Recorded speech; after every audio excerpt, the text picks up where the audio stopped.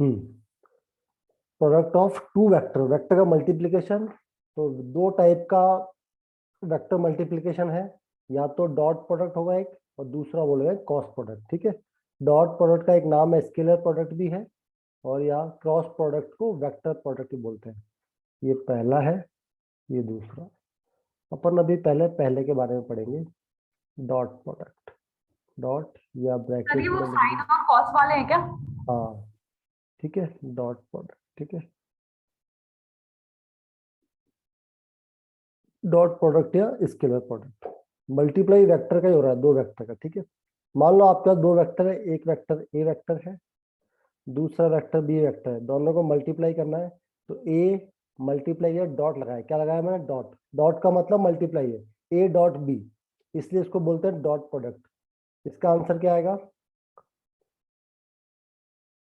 इसका आंसर आएगा ए का मैग्नीट्यूड, बी का मैग्नीट्यूड कॉस थीटा, या सीधा सीधा इसको ए बी कॉस थीटा भी लिख सकते हो। सिर्फ ए लिखा मतलब वो वेक्टर ए का मैग्नीट्यूड है, सिर्फ बी लिखा इसका मतलब वो वेक्टर बी का मैग्नीट्यूड है। ठीक है, कैसे भी लिख दो एक ही बात है, ए बी कॉस थीटा। बस ये आपको अच्छे से आना चाहिए।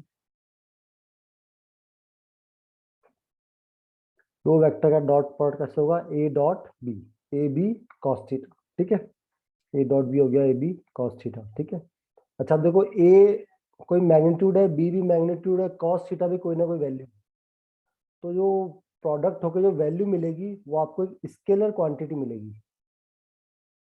दो वेक्टर को मल्टीप्लाई करने पे जो मिल रहा है वो स्केलर क्वांटिटी मिलती है, इसीलिए इसको स्केलर प्रोडक्ट बोलते हैं। ठीक है, दो वेक्टर को मल्टीप्लाई किया, मल्टीप्लाई करके आपको वेक्टर नहीं मिलेगा, एक स्केलर क्वांटिटी मिलेगी। ये बात समझ में आ रही है क्या?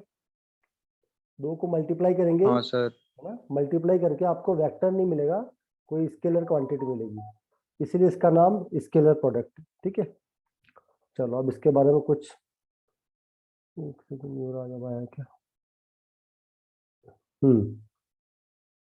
अब इसके बारे में कुछ बातें नोट करनी है आपको, कुछ पॉइंट्स लिखाते हैं अपन। पहला point, A dot B is scalar quantity. ठीक है, या कोई रियल नंबर बोल सकते हैं इसको, A dot B is a real number.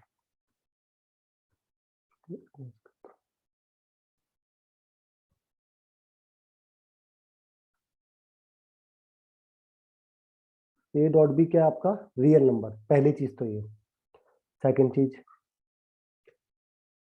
If अगर ए डॉट बी आपका जीरो है, क्या है आपका ए डॉट बी अगर आपका जीरो है, ये जीरो कब कब हो सकता है? देखो, इफ ए डॉट बी बराबर जीरो, मतलब ए डॉट बी जीरो का मतलब ए बी कॉस थीटा की वैल्यू जीरो है। ए डॉट बी बराबर जीरो मतलब ए डॉट बी क्या होता है? A B cos theta. तो ये कब कब जीरो होगा? या तो ए बराबर जीरो हो जाए, या फिर बी बराबर जीरो हो जाए, या फिर कॉस थीटा बराबर जीरो हो जाए। क्या तीन कंडीशन है क्या? ये बात समझ में आ रही है क्या? किन्हीं भी वेक्टर का प्रोडक्ट जीरो कब होगा? Dot yes product sir. या तो ए बराबर जीरो हो, या बी जीरो हो जाए, या फिर कॉस थीटा जीरो हो जाए। ठीक है, कॉस थीटा जीरो का मतलब थीटा हो गया आपका 90 डिग्री, या बोलो तो π/2। ये बात समझ में आती है क्या? Yes sir. ठीक है, हम्म तो ए डॉट बी बराबर जीरो कब होगा? या ए जीरो, या बी जीरो, या कॉस थीटा बराबर जीरो, या थीटा 90 डिग्री। थीटा 90 मतलब ए और बी परपेंडिकुलर। तो एक यहाँ से कंडीशन क्या आ गई? यहाँ से अगर एक मैं कंडीशन लिखूं, A vector and B vector non zero vector है, क्या है? अगर नॉन जीरो वेक्टर है, दोनों जीरो नहीं है, और आपको पास ए डॉट बी बराबर जीरो दिया है क्वेश्चन में, इसका मतलब क्या हो गया? कि A vector perpendicular to B vector है। ये बात समझ गया क्या? या इसका उल्टा, ए और बी दोनों परपेंडिकुलर है, तो पक्का इनका डॉट प्रोडक्ट जीरो होगा। इसका उल्टा बोल सकते हो, A vector perpendicular to B vector है, दिस इंप्लाइज, चलो मैं दोनों को ऐसे ही लिख दूंगा, यही कर देता हूँ ऐसे आपका, ये इसका उल्टा भी, ए परपेंडिकुलर टू बी है तो दोनों का डॉट प्रोडक्ट पक्का 0 होगा। ये बात समझ में आ गई क्या, बताओ? Yes sir. ठीक है, सेकंड चीज ये आपको याद रखनी है। सेकंड चीज, थर्ड चीज, ए डॉट ए अगर कोई वेक्टर है उसका खुद ही से डॉट कर देंगे तो आपके पास उस वेक्टर के मैग्नीट्यूड का स्क्वायर आ जाएगा। क्या आ जाएगा? उसी वेक्टर के मैग्नीट्यूड का स्क्वायर आ जाएगा। ठीक है, कैसा है देखो, ए डॉट ए क्या होता है? ए डॉट ए क्या होगा? ए इंटू कॉस थीटा, अरे यही होगा, ए का मैग्नीट्यूड कॉस थीटा। बताओ ये होगा क्या? हाँ फॉर्मूला देखो, सर। ए डॉट बी क्या होता है? ए का मैग्नीट्यूड बी का मैग्नीट्यूड कॉस थीटा। तो ए डॉट क्या होगा? ए डॉट ए का मैग्नीट्यूड फिर ए का मैग्नीट्यूड कॉस थीटा। अब ए और ए के बीच में एंगल कितना? 0 होगा। अरे ए और ए दोनों एक ही वेक्टर है, दोनों के बीच में एंगल 0 होगा नहीं होगा? ए और ए के बीच में एंगल 0 होगा या नहीं होगा? बताओ। नहीं आया समझ में? ये हाँ सर, है ना, 0 होगा। आ गया सर। तो बस ये हो जाएगा आपका मॉड ए स्क्वायर और कॉस 0 की वैल्यू 1 होती है। तो यहाँ से रिजल्ट आपको याद रखना है, ए डॉट ए बराबर मॉडुलस ऑफ ए का मैग्नीट्यूड ऑफ ए का स्क्वायर। ठीक है, थर्ड पॉइंट ये हो गया आपका। ठीक है, आगे चलें, फोर्थ पॉइंट पे आ जाओ। अब उस पर आते हैं, आई जे और के पे। आई जे और के क्या है? ये यूनिट वेक्टर होते हैं। आई जे और के क्या है? आपके यूनिट वेक्टर होते हैं। आई आपका एक्स डायरेक्शन में, जे आपका वाई डायरेक्शन में और के आपका जेड डायरेक्शन में। ये होते हैं आपके यूनिट वेक्टर। आपसे पूछा जाए आई डॉट आई, बताओ क्या बताओ? आई कैप डॉट आई कैप, तो क्या होगा? आई का मैग्नीट्यूड फिर आई का मैग्नीट्यूड, यूनिट वेक्टर का मतलब क्या हो गया? इन सब का मैग्नीट्यूड आपका 1। ठीक है, आई और आई के बीच में एंगल 0 तो 1 1, इसका आंसर क्या आ गया? 1। तो क्या ये समझ में आया कि आई डॉट आई करो चाहे जे डॉट जे करो चाहे के डॉट के करो, सभी की वैल्यू 1 आएगी। क्या ये बात भी समझ में आ गई क्या? आई जे के क्या है? आपके यूनिट वेक्टर। आई जे और के क्या है? यूनिट वेक्टर है जिनका मैग्नीट्यूड 1 है। तो आई डॉट आई करूंगा तो क्या आएगा? 1 आएगा। जे डॉट जे करूंगा तब भी 1 आएगा। के डॉट के करेंगे तब भी 1 आएगा। बताओ ये समझ गए? यस हाँ सर। ठीक है, चलो। अच्छा, अब आई जे के क्या है? आई तो आपका इस डायरेक्शन में एक्सल डायरेक्शन में आई होता है। जे क्या होता है? आपका वाई वाई डायरेक्शन में अपन जे लेते हैं और इन दोनों के परपेंडिकुलर जेड में अपन के लेते हैं, ऐसे लेते हैं। अगर मैं पूछूं आई का डॉट जे से, आई का किससे कर रहा हूं मैं? डॉट जे से कर रहा हूं, तो ये क्या होगा? आई, आई लिखो, आई का मैग्नीट्यूड फिर जे का मैग्नीट्यूड फिर दोनों के बीच में एंगल क्या कॉस 90 होता है क्या? क्या तीनों एक दूसरे के परपेंडिकुलर है क्या? बताओ देखो, आई और जे के बीच में एंगल 90 डिग्री है कि नहीं है? अरे आई और जे के बीच में एंगल 90 है, तो एंगल यस 90 है सर। तो ये क्या हो गया? 0। दो परपेंडिकुलर वेक्टर है।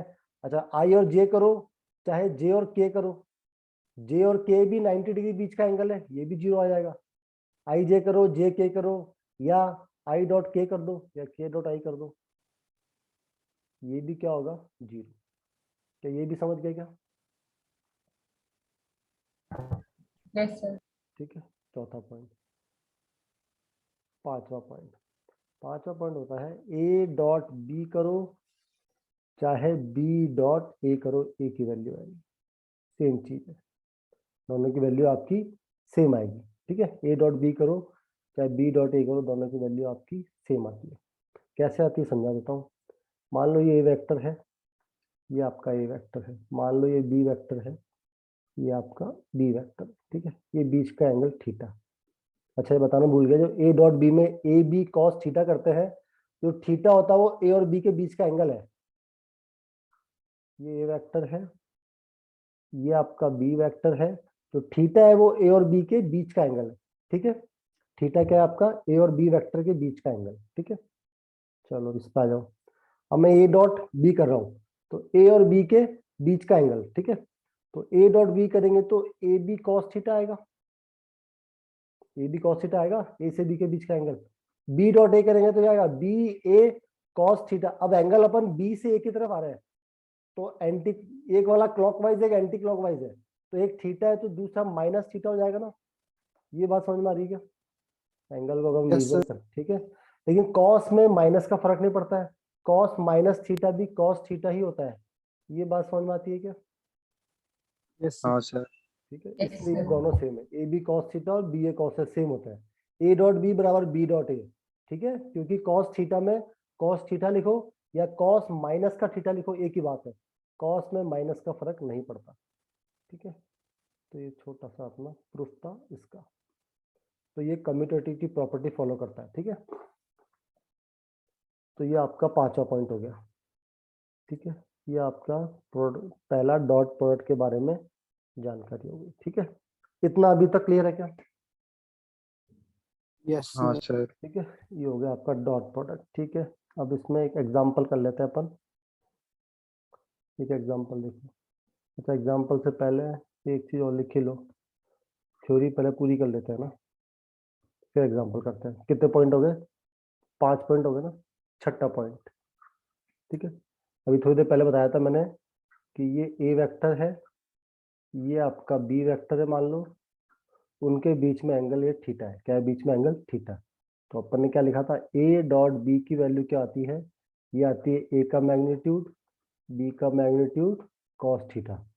अच्छा, यहाँ से क्या होगा, कभी कभी सब कुछ दिया और आपसे एंगल पूछ लिया जाए, तो यहाँ से कॉस थीटा की वैल्यू क्या आ गई? ए डॉट बी अपॉन ए का मैग्नीट्यूड और बी का मैग्नीट्यूड। क्या ये भी समझ में आएगा फॉर्मूला? हाँ सर। कभी आपको डॉट प्रोडक्ट दिया होगा, ए और बी भी दिया होगा मैग्नीट्यूड, आपसे एंगल थीटा पूछ लिया जाएगा, तो कॉस थीटा आपका ऐसे निकलता है। ठीक है, छठा पॉइंट। 7वां और लास्ट पॉइंट है थ्योरी का, वो भी लिख लो। Projection of vector, projection of vector on other vector, एक वेक्टर का दूसरे वेक्टर पे प्रोजेक्शन। ठीक है, या ऐसे भी पढ़ सकते हैं कि projection of vector on other line.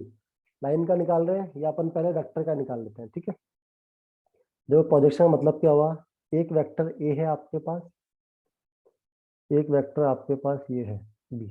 ठीक है, इसको यूज करो, उसको ए इसको बी लेते हैं। चलो पहले फॉर्मूला याद रखना आसान रहेगी। ठीक है, ये आपका ए वेक्टर है, ये आपका बी वेक्टर है। ए का बी पे प्रोजेक्शन का मतलब क्या है? ए बी को कितना कवर कर रहा है, मतलब यहाँ से अपन लाइट डालें तो बी का कितना एरिया कवर होगा? क्या ये वाला एरिया कवर होगा क्या? जैसे अपने घर के बाहर स्लैब निकली नहीं होती किसी भी, या कोई टेपर्ड में स्लैब निकाल दो, सन की लाइट पड़ेगी तो कितना एरिया कवर होगा? वही प्रोजेक्शन। ये बात समझ में आ रही क्या? ए और बी वेक्टर है, ऊपर से मैं लाइट डालू तो इतना एरिया कवर होगा क्या? बताओ,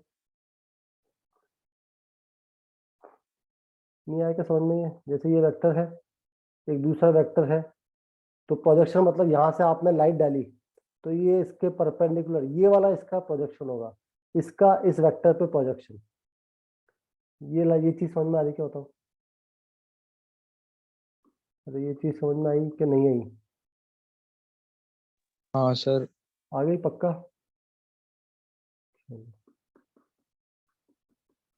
अगर ये समझ में आई तो पहले एक चीज पूछता हूँ, फॉर्मूला लिखाने से पहले। अगर वेक्टर ये ऐसा है बी वेक्टर, एक वेक्टर ऐसा है आपका ए वेक्टर, मैं पूछूं दोनों परपेंडिकुलर, दोनों क्या है? परपेंडिकुलर। अब ए का बी पे प्रोजेक्शन कितना होगा? अगर मैं पूछूं आपसे इसमें ए का बी पे प्रोजेक्शन कितना होगा, तो होगा ही नहीं सर। होगा ही नहीं, तो जीरो। आंसर क्या आएगा आपका? Zero projection. ये बात समझ में आती है?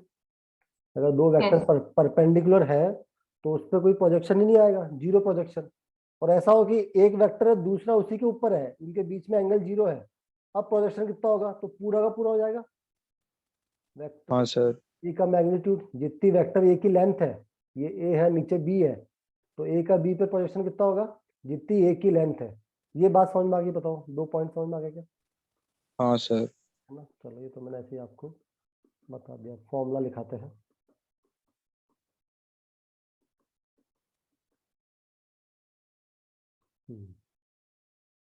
प्रोजेक्शन ऑफ, फॉर्मूला किसका होगा? Projection of A vector on B vector. सीधा सीधा फॉर्मूला है A vector dot B cap. A vector का बी से डॉट कर दो और बी के मैग्नेट यूनिट वेक्टर से, या इसको ऐसे भी लिख सकते हैं, ए यूनिट वेक्टर कैसे लिखते हैं, बी अपॉन बी का मैग्नीट्यूड। ये समझ में आया? समझ में क्या है तो नोट ही करना है, सीधा सीधा सीधा सीधा आपको ये नोट ही करना है। मैं इसका प्रूफ दे देता हूँ आपको, ठीक है, थोड़ा फील देने के लिए। इसका प्रूफ 7 का देखो ध्यान से, इसका प्रूफ ध्यान से देखना। ये ए वेक्टर है, ये क्या है आपका ए वेक्टर, ये आपका बी वेक्टर, ठीक है, ये इनके बीच में एंगल थीटा है, ठीक है। मुझे निकालना है प्रोजेक्शन, तो प्रोजेक्शन क्या यही होता है? क्या ये लेंथ ही प्रोजेक्शन होगी, क्या बताओ? हाँ सर। ठीक है। अगर ये ए वेक्टर है तो ये जो ओ पॉइंट है ये ए पॉइंट है और ये बी पॉइंट है, तो जो ओ ए होगा, जो ओ ए होगा वो ए का मैग्नीट्यूड ही तो है। बताओ, ओ ए होगा वो ए का मैग्नीट्यूड ही है। यस। ठीक है, तो मुझे चाहिए ओ और यहाँ मैं सी। तो जो ओ सी है वो ट्राइंगल ओ से ओ सी बराबर क्या होगा? क्या ये ओ ए कॉस थीटा होगा? क्या बताओ मुझे, मुझे ओ सी चाहिए, तो ओ सी क्या ओ ए कॉस थीटा होगा? ये आपको समझ में आ रहा है क्या? बताओ, या बताऊं कैसे आया? ओ ए सी में कॉस थीटा कितना आएगा? Base upon hypotenuse. अगर ट्राइंगल अब मैं लूं ओ ए सी, मैं पूछूं आपसे कॉस थीटा बताओ, तो आप बताओगे yes. Base upon hypotenuse. Base क्या है आपका ओ सी, हाइपोटेनस क्या है आपका ओ ए, तो ओ सी की वैल्यू क्या आ गई? ओ ए कॉस थीटा। कोई कंफ्यूजन इसमें? तो नो सर। मैथ से, ठीक है। नहीं तो सर। एक तरह से आपको ओ ए कॉस थीटा चाहिए। क्या चाहिए आपको? ओ ए कॉस थीटा, ठीक है। अब देखो ओ ए की वैल्यू तो ए का मैग्नीट्यूड ही है। क्या ओ ए की वैल्यू क्या है? ए का मैग्नीट्यूड। हाँ सर। ठीक है, चलो कॉस थीटा क्या है? अगर आपका ए और बी है, कॉस थीटा थोड़ी देर पहले मैंने इस फॉर्मूले से लिखाया था आपको, ये देखो ये वाला। अगर ए डॉट बी दिया है तो कॉस थीटा ये निकलता है। क्या ये फॉर्मूला याद है, दिख रहा है आपको? हाँ सर। अगर ए और बी दिया, एंगल नहीं पता है, तो कॉस थीटा की जगह A vector dot B vector upon A का मैग्नीट्यूड और बी का मैग्नीट्यूड। क्या ए से ए कट गया? तो क्या आपके पास जो मैंने अभी फॉर्मूला लिखा है वही बच गया? क्या बताओ? हाँ सर। और इसको चाहो तो मैं कैसे लिख रहा हूँ, ए वेक्टर और ये बी अपॉन बी का मैग्नीट्यूड। क्या ये बी का यूनिट वेक्टर लिखा है? क्या बी वेक्टर को उसी के मैग्नीट्यूड हाँ से सर। डिवाइड कर दिया तो यूनिट वेक्टर हो गया। तो बस ये इसका प्रूफ हो गया। समझ में आया तो अच्छी बात है। समझ गए प्रूफ? मेरे हिसाब से समझ गए होंगे, आसान सा प्रूफ है। हाँ सर, समझ गए। ठीक है, आपको याद कैसे रखना है कि किस वेक्टर, जिस वेक्टर पे प्रोजेक्शन निकालना है। भाई आप लोग एग्जाम में 2 वेक्टर दिया होगा, कभी कभी भूल जाता है ए डॉट बी था कि बी डॉट ए कैप था। तो जिस पे प्रोजेक्शन निकालना है उसका यूनिट वेक्टर आएगा। क्या बोला मैंने वापस? जिस पे आपको प्रोजेक्शन निकालना है उसका क्या आएगा? Unit vector. जिसके ऊपर प्रोजेक्शन निकालना है उसका यूनिट। बी पे निकालना है प्रोजेक्शन तो बी का यूनिट वेक्टर। अगर क्वेश्चन ऐसा आ जाए आपके एग्जाम में, या आपको ऐसा याद नहीं कि यहाँ पे ए लिख दूं और यहाँ पे बी लिख दूं, अब मैं पूछूं बी का प्रोजेक्शन ए पर बताओ। क्या पूछा मैंने? Projection of B vector on A vector. B का ए पे निकालना है, बी का ए पर निकालना है, ठीक है। तो जिस पे निकालना है उसका आता है यूनिट वेक्टर। तो बी ऐसा कैसा, ए पर निकालना है तो ए का यूनिट वेक्टर। समझ गया क्या? हाँ सर। ठीक है, ये याद रख लेना है ना। Yes sir. अभी तो मिटा देते हैं इसको, चलो। तो ये अपनी थ्योरी एक्सरसाइज 10.3 कंप्लीट हो गई। ये छोटा सा प्रूफ था। अब अपनी एक्सरसाइज पे आ जाओ। 10.3 निकाल लो। 10.3।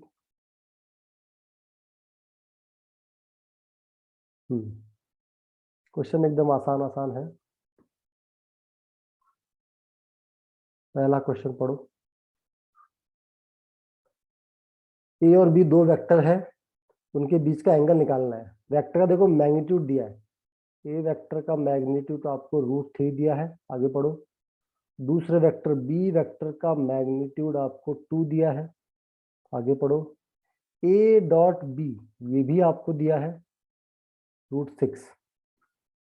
वेक्टर के बीच के एंगल अगर मैं थीटा मानता हूं तो आपको थीटा निकालना है। क्या निकालना है? थीटा। तो क्या कॉस थीटा बराबर, आपको ये पता है क्या, ए डॉट बी अपॉन ए का मैग्नीट्यूड और बी का मैग्नीट्यूड। कोई डाउट फॉर्मूला याद करने में? नहीं सर। बस तो सब कुछ दिया, वैल्यू पुट कर दो। एंगल हमेशा जब भी एंगल पूछे ए और बी के दो वेक्टर के बीच में यही फॉर्मूला लगाना है, ठीक है। हाँ, ए डॉट बी आपके पास √6 है, ये लिख दिया √6। ए का मैग्नीट्यूड √3 दिया है, ये लिख दिया √3। बी का मैग्नीट्यूड 2 दिया है, ये लिख दिया अपन ने 2। ठीक है, सॉल्व करो तो क्या आएगा? ऊपर √6 का मतलब क्या लिखा है? √3 इंटू √2 लिखा है। नीचे √3 है और ये 2 है, √3 से √3 कट गया, √2 अपॉन 2 होता है 1/√2। तो यहाँ से कॉस थीटा की वैल्यू 1/√2 आ गई। और सभी को पता है कि 1/√2 कब होगा? जब थीटा बराबर π/4 या फिर 45 डिग्री लिख दो, एक ही बात है। ये आपका आंसर। देखो कोई डाउट हो तो। इजी क्वेश्चन बिल्कुल।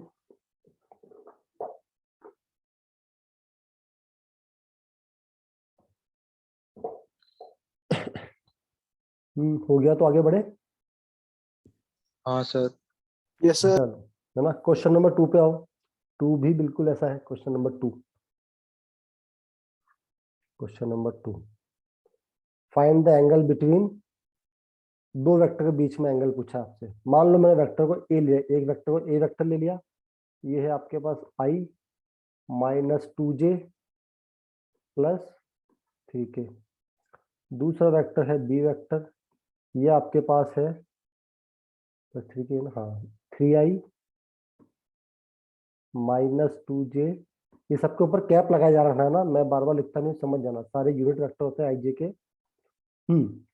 आपसे इनके बीच में एंगल पूछा है, वही थीटा पूछा है आपसे। क्या पूछा है आपसे? थीटा। थीटा क्या होता है? थीटा होता है कॉस थीटा बराबर होता है A dot B upon A का मैग्नीट्यूड और बी का मैग्नीट्यूड। ठीक है, ये कॉस थीटा होता है। चलो पहले सबकी वैल्यू निकलवा दो। बताओ mod A, sorry, magnitude of A क्या आएगा? 1 का स्क्वायर प्लस -2 का स्क्वायर 4 प्लस 3 का स्क्वायर 9। क्या ये √14 आ गया? हाँ मैग्नीट्यूड सर। ऑफ बी क्या आएगा? ये आएगा आपका 3 का स्क्वायर 9 -2 का स्क्वायर 4 प्लस 1, ये भी √14 आ गया। चलो अब निकालते हैं ए डॉट बी। चलो इसमें ए डॉट बी मैंने एक एग्जांपल लिया नहीं, अब मैं करा देता हूँ।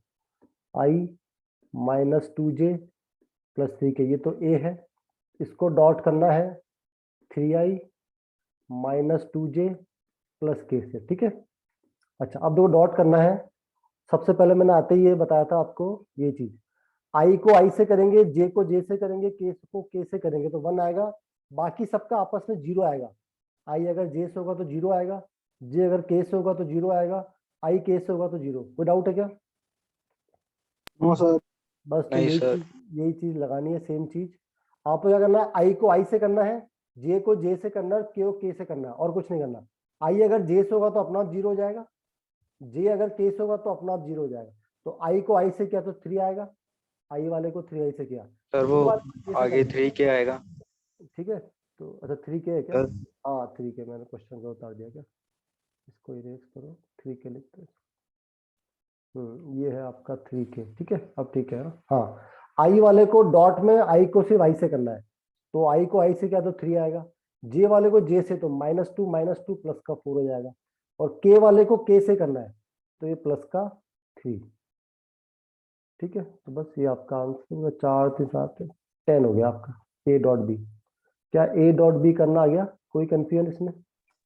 No sir. नहीं सर। बस अब कॉस थीटा में वैल्यू पुट कर दो। ठीक है, तो ए डॉट बी आपके पास 10 आया, और नीचे आपके पास √14 मल्टीप्लाई में √14, ये एक तरह से 10/14 लिखा है, इसको चाहो तो 5/7 कर दो। बस ये आपका आंसर। चाहो तो यहाँ से थीटा की वैल्यू कॉस इनवर्स 5/7 कर सकते हैं। ये आपका आंसर है।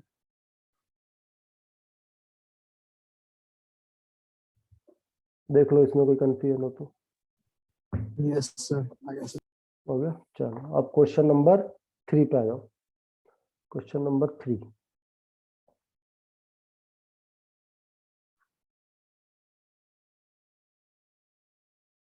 3 क्या बोलता है, एक वेक्टर का दूसरे वेक्टर पे प्रोजेक्शन निकालना है ना। तो वेक्टर को कुछ नाम दिया नहीं तो अपन वेक्टर को लेट ए और बी मान लेते हैं। पहले को ए वेक्टर मान लें, तो पहला लिखा है आई माइनस जे, दूसरा लिखा है आई प्लस जे, उसको बी वेक्टर मान लेते हैं। तो ये लिखा है आई प्लस जे। तो क्वेश्चन में यही पूछा है क्या, projection of A vector on B vector, बताओ यही पूछा है। पहले वेक्टर का दूसरे पे प्रोजेक्शन पूछा है। तो फॉर्मूला क्या होता है, ए डॉट जिस पे प्रोजेक्शन निकालना उसका यूनिट वेक्टर, जिस पे निकालना उसका यूनिट वेक्टर। तो ए डॉट ये बी अपॉन बी का मैग्नीट्यूड, बस ए डॉट बी कर लेते हैं सीधा सीधा। वैल्यू यही यही कर लेते हैं, सीधा पुट करते हैं। ए की वैल्यू है i minus j cap dot i plus j cap, और बी वेक्टर का मैग्नीट्यूड √2 आ जाएगा। ठीक है, डॉट करो, आई को आई से करेंगे, जे को जे से। आई को आई से क्या, तो 1 आया, जे में माइनस और प्लस 1, माइनस का 1 आएगा अपॉन √2, ये क्या आ गया 0। तो ए का बी पर प्रोजेक्शन क्या आ गया 0। ये आ गया समझ में। हाँ सर। और मैं आपसे पूछा यस 0 सर। क्यों आया, क्योंकि दोनों वेक्टर क्या होंगे, पक्का परपेंडिकुलर। दोनों वेक्टर क्या होंगे, पक्का परपेंडिकुलर वेक्टर होंगे। ठीक है, चलो ये थर्ड हो गया। क्वेश्चन नंबर 4 भी कर लेते हैं, चलो आसान सा क्वेश्चन है। वही सेम प्रोजेक्शन निकालना है एक वेक्टर का दूसरे पे। तो वही एक वेक्टर को थोड़ी देर के लिए ए मान लो,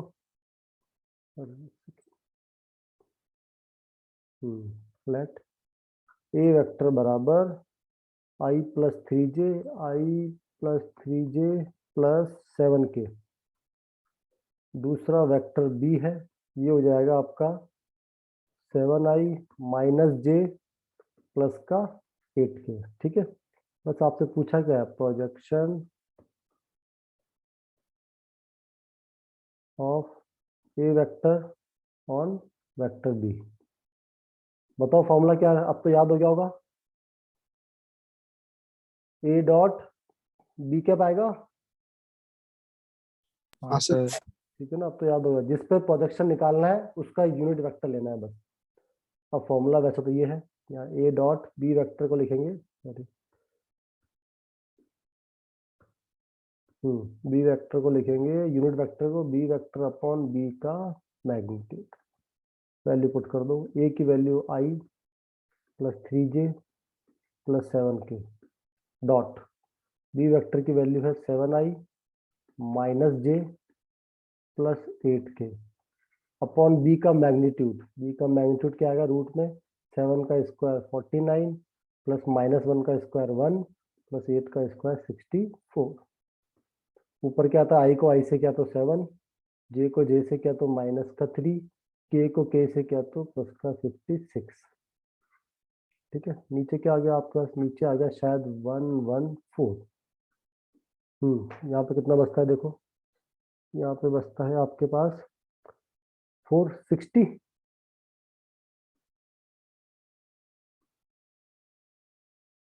ठीक है, यस बस ये आपका आंसर होगा। कैलकुलेशन आप चेक कर लेना। ये हो गया क्वेश्चन नंबर 4। चलो क्वेश्चन नंबर 5 पे आ जाओ। क्वेश्चन नंबर 5 पढ़ो, देखो क्वेश्चन नंबर 5 पढ़ो। पहले तो आपको शो करना है कि तीनों वेक्टर क्या हो, यूनिट वेक्टर हो। तीनों क्या हो,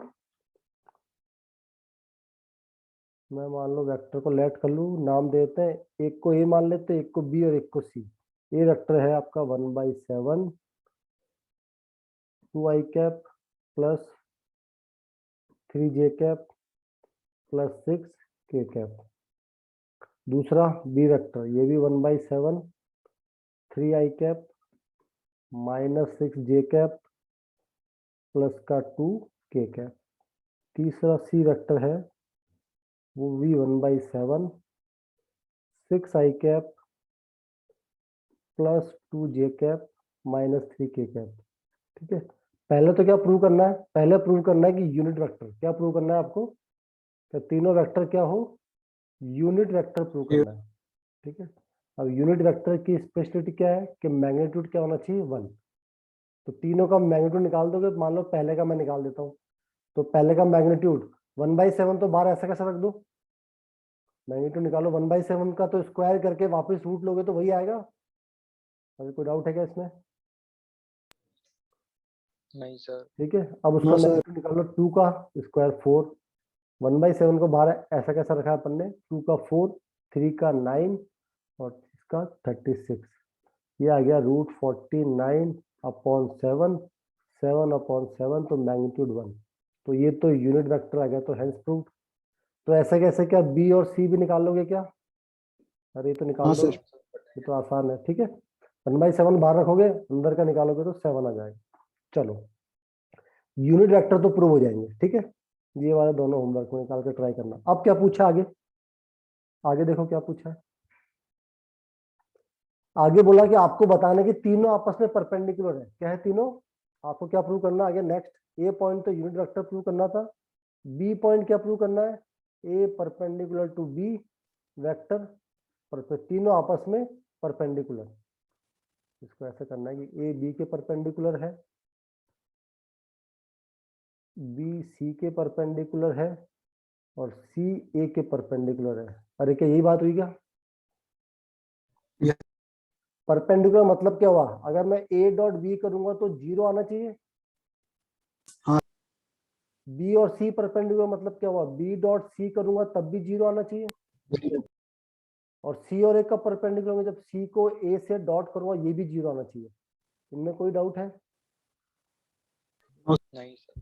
ठीक है, बस एक मैं करके बता देता हूँ, एक चेक कर लेते हैं। ए डॉट सी, ए लिखो, ए dot B 1/7 2i + 3j + 6k dot, फिर 1/7, ये आ गया आपका 3i - 6j + 2k। ठीक है, ये 1/7 7 दोनों के मल्टीप्लाई में है, ये 1/49 को तो बाहर लिख दो, मल्टीप्लाई हो जाएगा 1/49। आई को आई से करो तो आ गया 6, जे को जे से करो तो ये आ गया माइनस का 18, और के को के से करो तो ये प्लस का 12। 18 - 18 देखो 0 आ गया क्या? हाँ सर। ठीक है, हाँ सर। हेंस प्रूव 0 आ गया, इसका मतलब वेक्टर परपेंडिकुलर है। ए डॉट बी 0 आ गया, मतलब ए परपेंडिकुलर टू बी। क्या बचे हुए दोनों भी कर लोगे आराम से? हाँ सर। है ना, ये तो आसान है। तो चलो, इसका बचा हुआ पार्ट आपका होमवर्क में। 5 के बाद एक क्वेश्चन और कर ले क्या? चलो कर लेते हैं, क्वेश्चन नंबर 6 पे आ जाओ, बाकी कल करते हैं। चलो क्वेश्चन नंबर 6 पढ़ो। आपको ए वेक्टर का मैग्नीट्यूड और बी वेक्टर का मैग्नीट्यूड ये निकालना है दोनों। ठीक है, इसके लिए इंफॉर्मेशन क्या क्या दी है? इसके लिए एक इंफॉर्मेशन दी है कि ए प्लस बी वेक्टर का डॉट ए माइनस बी के साथ क्या दिया है 8, पहली चीज तो। और आपके पास इंफॉर्मेशन है ए का मैग्नीट्यूड बराबर 8 × बी वेक्टर, ये भी गिवन है। ठीक है, चलो अब कुछ नहीं, सीधा सीधा डॉट कर दो। ए को ए से डॉट करो तो क्या आएगा, ए डॉट ए प्लस प्लस क्या आएगा, सॉरी माइनस आएगा ना बीच में। अरे सिंपल, जैसे मल्टीप्लाई करते हैं, ए को पहले ए से किया, माइनस फिर ए को बी से करेंगे ए डॉट बी, फिर प्लस बी को ए से करेंगे बी डॉट ए, फिर माइनस बी को बी से करेंगे बी डॉट बी बराबर 8। ए डॉट ए क्या मॉड ए का स्क्वायर होता है, हाँ सर। और ये दोनों सेम होते हैं, ए डॉट बी और बी डॉट ए बराबर होते हैं, एक माइनस और एक प्लस है। ये हो गया मॉड बी का स्क्वायर इक्वल टू 64। ठीक है, अब देखो मॉड ए की वैल्यू दी है, मॉड ए की वैल्यू यहाँ पे दी है, यहाँ से वैल्यू उठा के पुट कर दो तो ये हो जाएगा 64, और इधर तो 8 ही आएगा ना। अच्छा, मीटिंग एंड हो जाए तो सेम लिंक पे री एंटर कर लोगे? Yes sir. ठीक है ना, ये क्वेश्चन तो खत्म करते हैं, खत्म हो गया तो फिर रहने देना। 60 है, अरे यार 64 बी स्क्वायर,